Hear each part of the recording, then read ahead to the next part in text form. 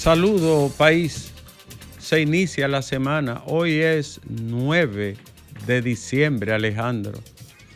Saludamos al pueblo dominicano que inicia esta semana esperando los aires de la Navidad y nosotros mandarle un abrazo a todos los dominicanos que viven fuera del país, donde quiera que estén, en las islas del Caribe, en Europa, en Asia, Estados Unidos.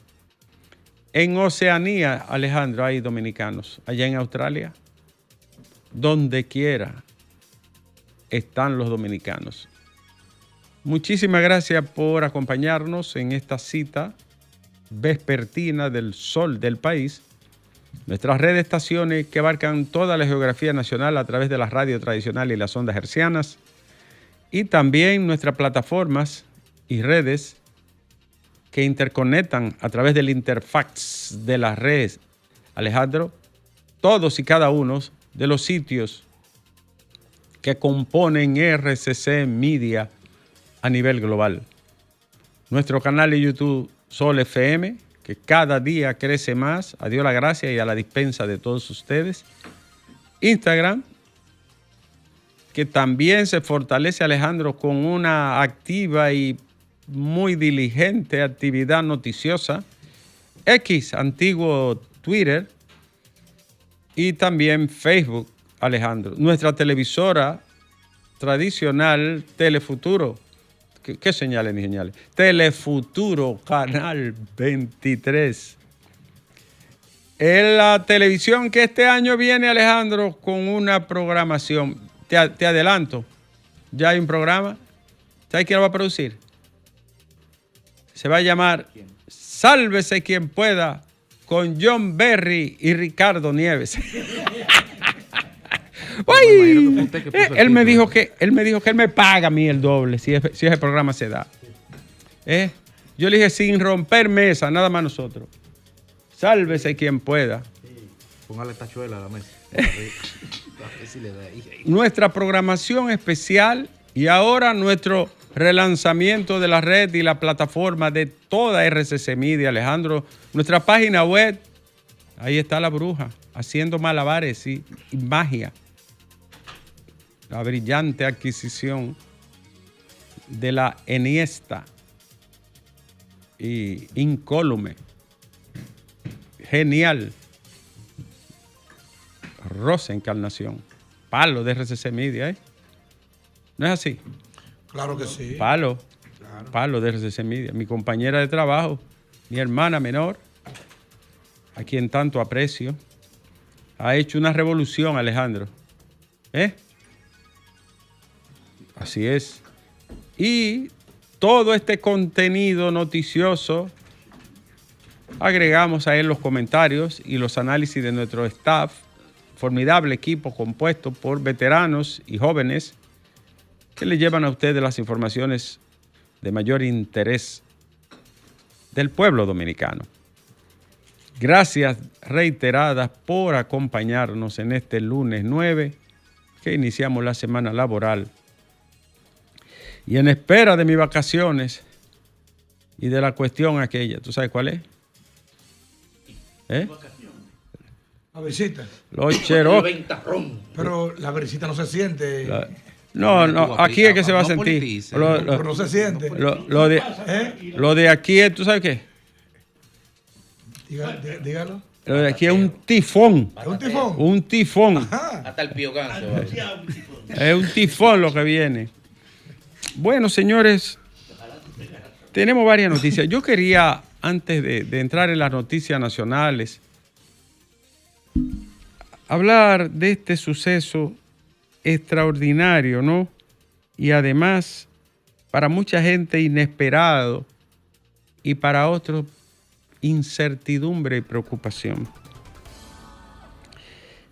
Lo acontecido en este lugar de la costa levantina mediterránea, donde se ubica el territorio sirio, que desde el año 2011 libra una guerra civil interminable y que ha destrozado ese país, expulsando más de 7.3 millones de seres humanos, a diferentes países, la mayoría a Turquía, donde hay 3.3 millones de sirios. Pero por la continuidad de 50 años en el ejercicio de la misma familia. Una dinastía con más de medio siglo en el poder, los al-Assad, que han gobernado ese país de manera férrea, autocrática, despótica y autoritaria. Este país histórico, prebíblico incluso, este país con poco más de 180.000 kilómetros cuadrados, 23 millones de personas, casi la mitad fuera de su territorio, producto de la guerra. Este país acaba de terminar una de las dictaduras teocráticas más largas del mundo. Moderno. Sí, pudiera decirse. Una mayoría dominantemente chií o suní, el 98%. Es de origen suní musulmán, con apenas un 2% de cristianos católicos. Pero donde hay otras etnias, por ejemplo, como los turcomanos y los propios kurdos, sacados del territorio y convertidos en apátridas verdaderamente. Luchita Salawis. Así es. Ellos son salabos. Señores, ¿qué implica todo esto? Miren, al-Golani, el hombre que entró triunfante a Damasco después de tomar 2 días antes Alepo, la segunda y la ciudad clave geopolíticamente, entró a la capital y derrumbaron al gobierno con los brazos cruzados de Rusia y de Irán, que fundamentalmente son quienes apoyan y apoyaron, ¿no?, al gobierno sirio. Turquía le daba pertrechos, adiestramiento y recursos al ejército como tal, al ejército sirio.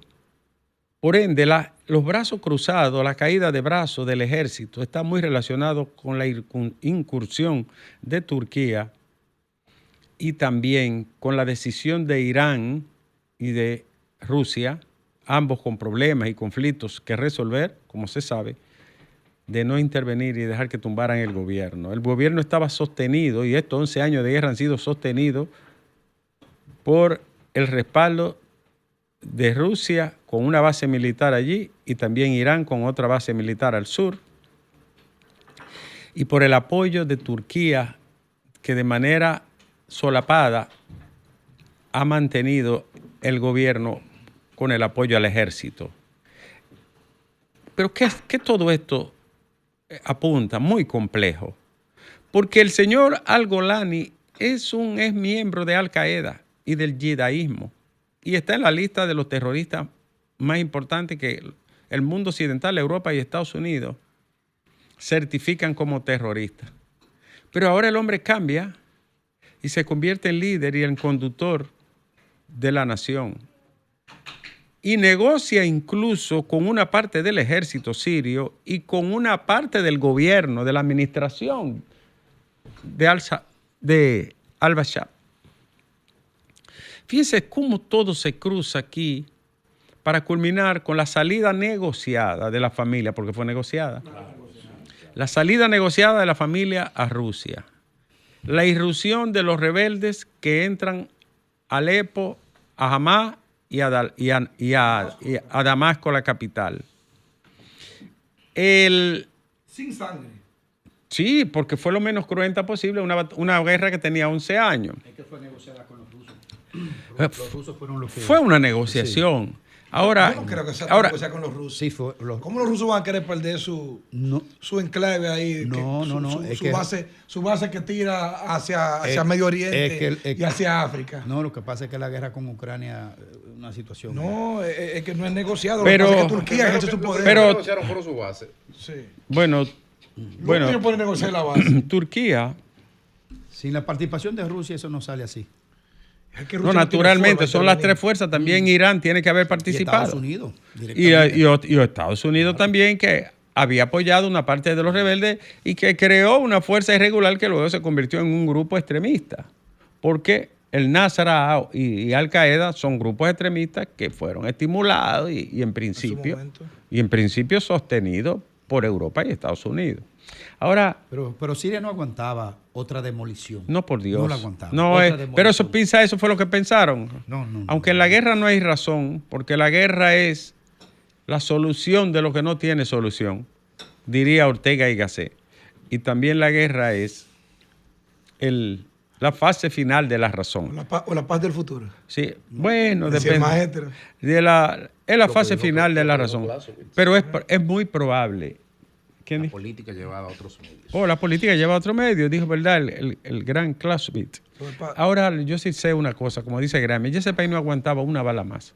Señor, estamos hablando de una república destruida.